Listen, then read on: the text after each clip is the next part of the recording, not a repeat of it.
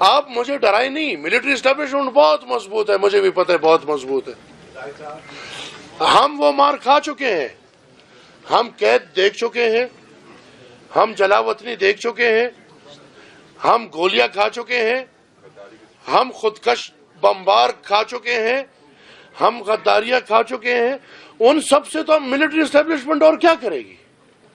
تو لہٰذا وہ جتنی زورآور ہے ہم اتنے ہی انشاءاللہ عقیدے کے ساتھ اٹھ کے، اور کبھی تو یہ ہونا ہے نا، یہ اس بات کے ساتھ اگر آپ متفق ہیں کہ ہاں آئینی طور پہ ملٹری اسٹیبلشمنٹ، یا میں اس کو ٹرم دے دیتا ہوں ایک نیا ملٹیبلشمنٹ. پاکستان میں اسٹیبلشمنٹ از نتھنگ. ملٹیبلشمنٹ جو ہے اگر وہ مضبوط بھی ہے لیکن اگر غیر آئینی ہے تو یہ ان رگوں میں وہ خون ہے کہ باچا خان نے کہا کہ انگریز بہت مضبوط ہے. کیا یہ ملٹیبلشمنٹ انگریز سے مضبوط ہے؟ نہیں، یہ تو غلام ابن غلام. تو انگریز کے خلاف جب ہم کر سکتے تھے تو ان کے خلاف.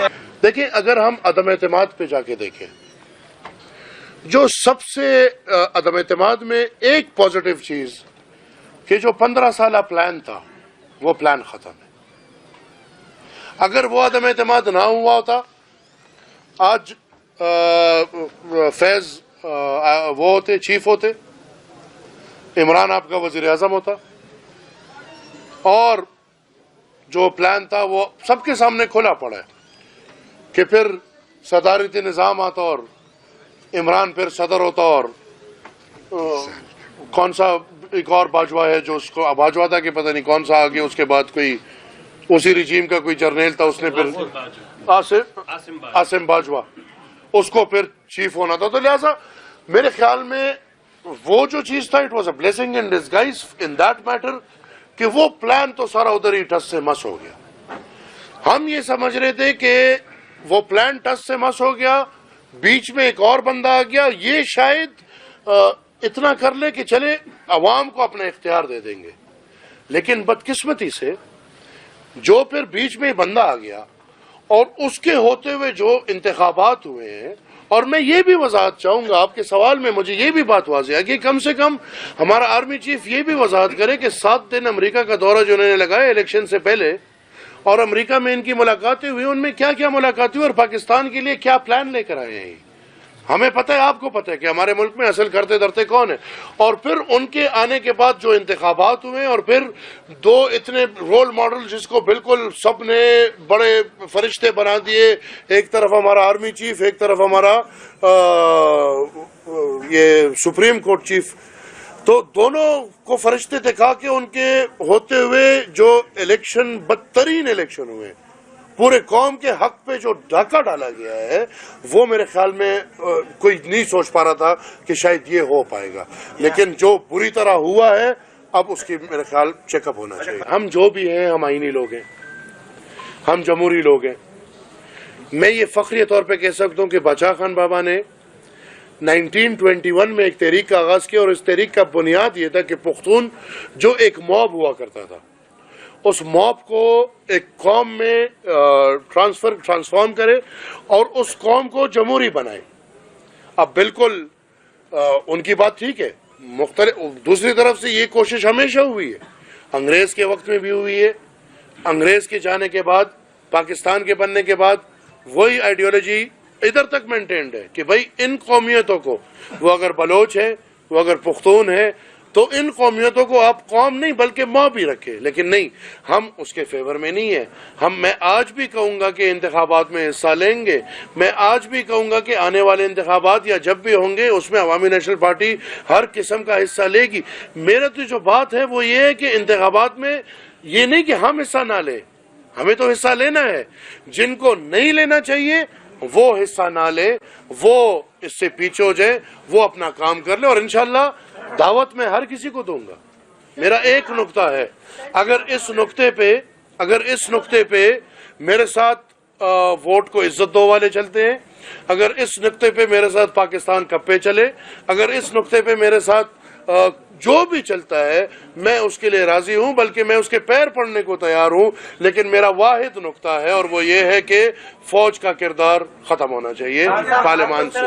ہم سٹرائکس بھی کر رہے ہیں، ہم انشاءاللہ اپنا تنظیم سازی بھی کر رہے ہیں, اپنا نظم و ضبط بھی لا رہے ہیں. عوامی نیشنل پارٹی بطور خود میں اور سارے میرے پارٹی کے جو رہنما ہیں, ہم انشاءاللہ اپنے لوگوں میں جا کے انہی باتوں کی تشریح بھی بار بار کریں گے, اور پھر ہم باقی لوگوں سے بھی مل رہے ہیں, باقی پارٹیوں سے بھی مل رہے ہیں, باقی قوموں سے بھی ملیں گے, اور انشاءاللہ ایک وقت آئے گا جب سب ایک زباں ہو کے یہی ڈیمانڈ کریں گے. آپ کو کچے والوں کی ڈر ہے, مجھے پکوں والوں کی ڈر ہے. وہ پورا پریشر ڈال رہے ہیں اس لیے کہ جو بندہ جیل میں بیٹھا ہے, جو چوری میں قید ہے, جو اور چیزوں میں قید ہے, اس کو باہر نکال کے اس کو سپورٹ دے کے آپ وزیر اعظم بناؤ. ان کی لڑائی یہ ہے. میری لڑائی یہ ہے کہ آپ کو اس دور سے باہر ہونا ہوگا. عوام کو چھوڑے, وہ مجھے چنتے ہیں, وہ حاجی صاحب کو چنتے ہیں, یا وہ مثال ان ڈراموں کو چنتے ہیں جو ڈرامے آج فوج زبردستی لا کے اسمبلی میں بٹھا دیے. تو اور لیٹ اور اس کا یہ تو حالات کے تناظر میں آپ فیصلے کرتے ہیں. اور الحمدللہ جو میں نے یہ بات کی, یہ میں آغاز نہیں, یہ میں ایک ریپیٹ کر رہا ہوں. باچا خان بابا نے انگریز کے خلاف یہ طبلہ جنگ بجایا تھا. خان عبدالولی خان نے اس اسٹیبلشمنٹ کے خلاف یہ طبلہ جنگ بجایا تھا. میں تو وہی انشاءاللہ اٹھا کے, چونکہ میں سوچ رہا تھا, یار ولی خان کی یہ خواہش تھی کہ ہم پاکستان میں پارلیمان کے اندر رہتے ہوئے اپنے ملک اور قوم کے لیے کوئی کچھ حاصل کر لیں. ہم تو وہ لوگ تھے جو 2002 تک لوگ آپ سے الگ ہونا چاہتے تھے. بنگلہ دیش والے چیخ رہے تھے ہمیں الگ کرو, اور لوگ چیخ رہے ہیں ہمیں آزاد کرو. ہم وہ لوگ ہیں, ہم چیخ رہے تھے کہ ہمیں پاکستان کے نقشے پہ اپنی پہچان دو بھائی, ہمیں اپناؤ. ہمیں اپنانے کو تیار نہیں تھے. ہم بھائی بالکل 9 مئی والوں کو ہمارے سے نہ جوڑے. عجیب منطق یہ ہے کہ میڈیا تو لگا ہوا ہے فارم 45 اور فارم 47 کی لڑائی میں, جو اسٹیبلشمنٹ چاہتی تھی اسی لڑائی میں پاکستان کے عوام کو ڈال دیا ہے, اور میڈیا بھی بدقسمتی سے اسی لڑائی تک محدود رہ گئی ہے کہ یہ انتخابات فارم 45 کے ہیں یا فارم 47 کے ہیں. اس سے اوپر ہم سب کی آنکھوں پہ پٹی لگی ہوئی ہے. جب ہم اسلام آباد اور پاکستان سے, یہ پنجاب سے باہر دیکھیں, تو یہ انتخابات اور اس انتخابات کی دھاندلی کا آغاز 9 مئی کو ہوا ہے. میں یہ بات واضح کر دوں, 9 مئی سے ان انتخابات کے مینپولیشن کا آغاز ہوا ہے. پختونخوا میں 9 مئی میں ملوث لوگوں کو کنٹونمنٹ میں مہمان بنایا جاتا ہے. وہ انتخابات تک اداروں کے مہمان بن کے بیٹھتے ہیں, اور 9 مئی میں ملوث لوگ پختونخوا میں حکومت بناتے ہیں.